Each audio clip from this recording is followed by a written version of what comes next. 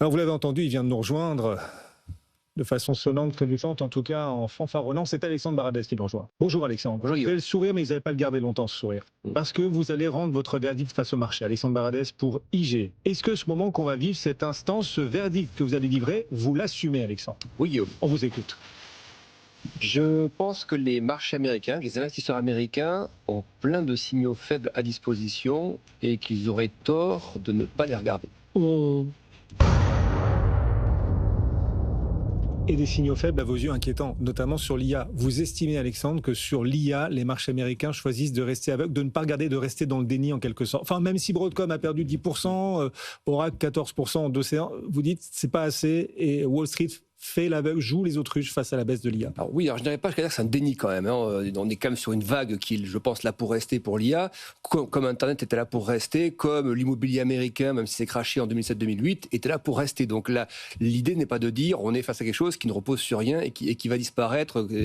Donc c'est pas le propos. Le propos, c'est plutôt de dire, dans une phase d'un cycle où les valorisations deviennent tendues, où on a recours à l'endettement, où les dépenses d'investissement font quasi exclusivement la croissance américaine cette année, eh bien, il y a des petits signaux, ce qu'on appelle les signaux faibles qu'on avait avant les crises, la bulle Internet ou la crise des subprimes, par exemple. Les crises, généralement, n'arrivent jamais d'un seul coup. Ça n'arrive jamais du jour au lendemain, sauf le Covid, où c'était vraiment quelque chose de stupéfiant. Mais sinon, la plupart des crises liées à un cycle économique, à une expansion d'un cycle économique, arrivent plutôt par des petits signaux. Et pour moi, il y en a eu quelques-uns ces dernières semaines. Ça se compte en semaines. C'est même pas ces derniers mois, ces dernières semaines. Le premier d'entre eux, c'est les déclarations du PDG d'Anthropic, donc qui n'est pas n'importe qui, donc un gros rival des autres sociétés d'intelligence artificielle, mais quelqu'un de plutôt rationnel et qui dit voilà, donc nous on investit, on dépense. Il dit la difficulté dans ce cycle, c'est de savoir combien on peut dépenser et à quelle vitesse, grosso modo, ce sera rentable. Ce que tous les analystes regardent comme sujet. Mais il va plus loin. Il dit des entreprises du secteur font YOLO. Il a vraiment employé ce terme-là. YOLO, on rappelle ce que c'est You Only Live Once. C'est en gros, c'est un terme américain qui veut dire vous ne vivez qu'une fois. En gros, on vit qu'une fois, on n'a qu'une vie, donc allons-y. Et pourquoi il fait référence à ce terme-là? Parce que c'est un terme qui était surtout apparu au moment de l'épisode du Covid, vous savez, le post-Covid. C'était l'épisode des mêmes stocks où des valeurs prenaient 100%, 200%, 300%, juste parce que sur un forum, on a vu que c'était sympa et puis on y allait. Donc, quand il fait référence à ça, et que c'est quelqu'un qui connaît très bien ce secteur-là, c'est PDG de très grosses entreprises, c'est qu'il observe des comportements à risque, des comportements de gens qui probablement investissent trop par rapport aux recettes qu'ils attendent. Donc je trouve que c'est déjà un premier avertissement qui n'est pas d'un observateur extérieur à tout ça, c'est d'un acteur plein et entier. Le deuxième événement, alors lui il est un peu moins, on va dire, on le regarde avec deux côtés si vous voulez, c'est la petite passe d'armes entre The Information, qui est un site assez pointu aux États-Unis qui suit le secteur technologique, et puis Microsoft. Vous vous souvenez qu'il y a quelques jours, The Information, d'après des déclarations d'insiders, donc de salariés de Microsoft, indique qu'apparemment les objectifs commerciaux dans le département notamment Azure de Microsoft avaient été révisés parce que plusieurs commerciaux n'arrivaient pas à atteindre leurs objectifs et que grosso modo, les objectifs avaient été révisés. Ça a été démenti par Microsoft et du coup, ça laisse, encore une fois, The Information, c'est pas un journal peu sérieux, c'est pas un média, peu sérieux. Donc souvent source de bonnes informations et qui cite des insiders. Donc c'est pas, je pense que c'est on cite des gens qui travaillent pour Microsoft. Donc là aussi, ça laisse un peu de place au doute. Que se passe-t-il réellement? Est-ce que vraiment la croissance est là dans les ventes ou pas? C'est le nerf de la guerre. Pourquoi c'est le nerf de la guerre? Pour les marchés, parce que quand vous valorisez l'IA sur le niveau actuel, c'est vous considérez que la mise en cadence est suffisamment soutenue pour justifier ces valorisations sur des bénéfices futurs.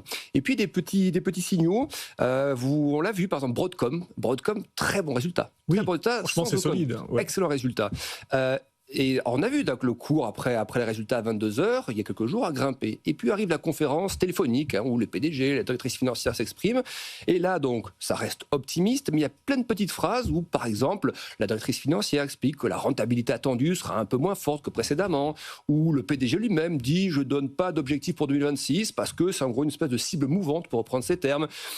Donc, ça ne veut pas dire que c'est négatif. Ça veut dire que là où avant, ces sociétés mettaient des objectifs, des guidances, parfois pour l'année entière, c'est moins le cas. Et on a vu que ça n'a pas plu au marché. Le fait d'être un peu plus vague sur ce qu'on attendait pour une grosse société comme Broadcom, on rappelle, c'est la 6e plus grosse boîte du Nasdaq, ça va plus aux investisseurs. Quand vous payez 100 fois les bénéfices sur ces entreprises-là, vous attendez des choses précises. Voilà, vous guidez précisément.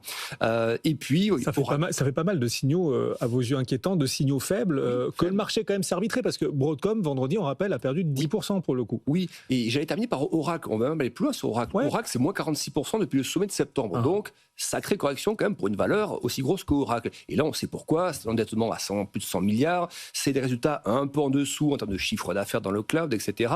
Et de marge également un petit peu plus faible que prévu.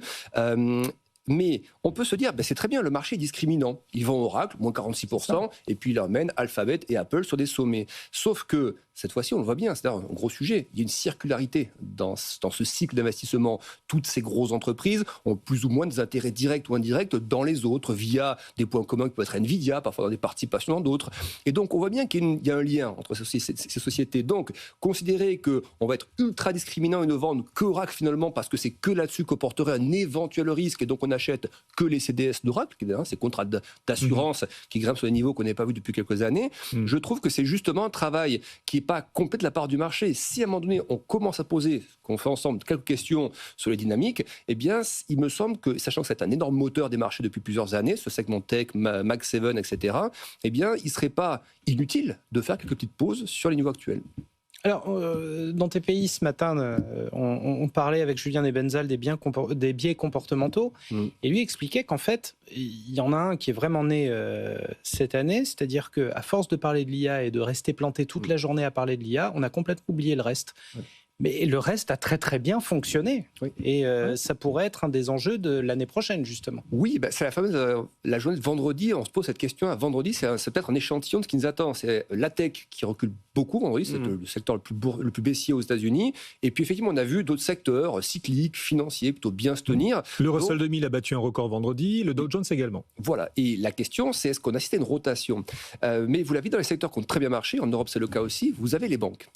Les banques, elles tiendront sans aucun problème si l'économie américaine délivre ce que les marchés pricent actuellement et ce que l'administration actuelle nous vend pour l'année prochaine. L'administration américaine nous vend 3 à 4% de croissance, sachant que cette année, on n'y est pas, et avec des incentives budgétaires, les $2000 qui seront versés aux Américains, etc. Donc, c'est ça qui fait aujourd'hui que vous avez une rotation possible, c'est que le marché, s'il considère qu'effectivement, c'est un peu chaud sur la tech et qu'il considère qu'il n'y a pas de risque de dynamique économique aux États-Unis, il va aller chercher effectivement les valeurs cycliques et valeurs financières. Mais ce qu'on a vu en ce temps en temps dans cette émission, c'est qu'il y a d'énormes divergences depuis quelques mois entre ce qu'on appelle les soft data, c'est-à-dire toutes les enquêtes auprès des entreprises et auprès des consommateurs américains qui ne suivent pas ce qu'on appelle les hard data, c'est-à-dire les données réalisées, vente au détail, production industrielle, etc. Il y a une vraie divergence qui s'opère. Donc, une divergence, ça peut arriver. On en a vu, par exemple, pour 2022-2023, qui sont plutôt bien corrigées. Mais la question, c'est qui va converger vers qui ? Est-ce que c'est les enquêtes qui sont trop pessimistes et qui vont se redresser et matcher un peu plus avec les niveaux économiques ? Ou est-ce qu'effectivement, les enquêtes nous donnent un sentiment des consommateurs par rapport à une inflation, d'entreprises qui se posent des questions par rapport au change, par rapport aux marges, par rapport aux taxes douanières.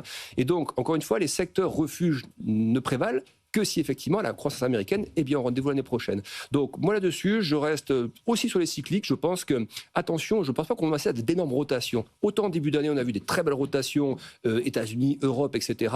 Je pense que le potentiel de rotation côté États-Unis est quand même plus limité parce qu'il n'y a pas que la tech qui est chère, les valeurs bancaires aussi aux États-Unis commencent à devenir assez chères. Donc plutôt aller en Europe. Enfin, pour 2026, vous mettriez un pari sur l'Europe et un billet sur l'Europe. Oui, je pense, c'est vraiment mon scénario. Je pense, imaginons qu'on ait par exemple un moins 20% sur la partie américaine, ce qui n'est pas dramatique en soi vu les performances ces derniers mois. Je pense que l'Europe pourrait ne faire par exemple qu'un moins 10. C'est-à-dire que je pense que s'il y avait correction US, non mais on n'aurait pas. Ah mais si c'est en Europe, on sera à moins 10. On n'aurait pas si vous voulez, les mêmes degrés de correction. Donc en relatif, on ferait mieux. Mais oui, aujourd'hui, je suis beaucoup plus favorable à un investissement sur les valeurs européennes où la lecture macroéconomique, elle ne fait pas de flamme, mais elle a bien tenu jusqu'à présent. On a une politique monétaire qui est bien lue, qui est bien comprise. Pas de risque que les taux remontent d'un coup, pas de risque non plus, pas d'espoir qu'ils rebaissent trop fortement non plus. Bon, ils sont bien placés pour l'instant, les taux de la BCE, et la trajectoire économique est plutôt claire. Donc si le géopolitique ne prend pas le dessus, il n'y a pas de raison fondamentale d'être très négatif sur l'Europe l'année prochaine. Mais je pense encore une fois que si les US corrigent fortement avec un VIX qui monte à 35 ou 40, comme ça avait de temps en temps, historiquement, ce que les graphiques nous montrent, c'est qu'il y a quand même un impact en Europe, mais qui effectivement, en relatif, peut être un peu plus modéré. Juste un autre signal faible qu'on peut regarder avec curiosité. Est-ce que les institutionnels, par rapport aux particuliers, reprennent un peu de galon ? Est-ce que dans le marché aujourd'hui, les tendances sont toujours dictées par les particuliers, c'est-à-dire qu'on bâtit des gratte-ciel avec des marchés marché qui monte, on bâtit des gratte-ciels un peu sur du sable, quand même, sur un sol assez friable, les particuliers, où les institutionnels contribuent aussi depuis quelques semaines, et donc ça viendrait fortifier malgré tout le Ils sont quand potentiel. même institutionnels, parce que si vous regardez les réserves de cash, par exemple, elles sont autour de 3,6, 3,7 pour les gérants, enfin les asset managers américains. C'est des niveaux qu'on n'a pas vus depuis 10-15 ans. Donc les asset managers sont quand même exposés, mais probablement qu'ils attendent des trous d'air pour y aller un peu plus fortement. Mais les asset managers sont aussi présents. Si vous parlez des particuliers, ils le sont toujours beaucoup. Il faut regarder les volumes sur les ETF à effet de levier qui sont surtout présents aux États-Unis, sur les options jour par exemple. Les volumes montrent que, et c'est ça qui fait que les creux sont achetés aussi régulièrement, c'est que le retail est quand même très présent et dans tous les creux qui se présentent sur les marchés américains. Alexandre Baradez avec nous pour IG. Merci beaucoup, Alexandre.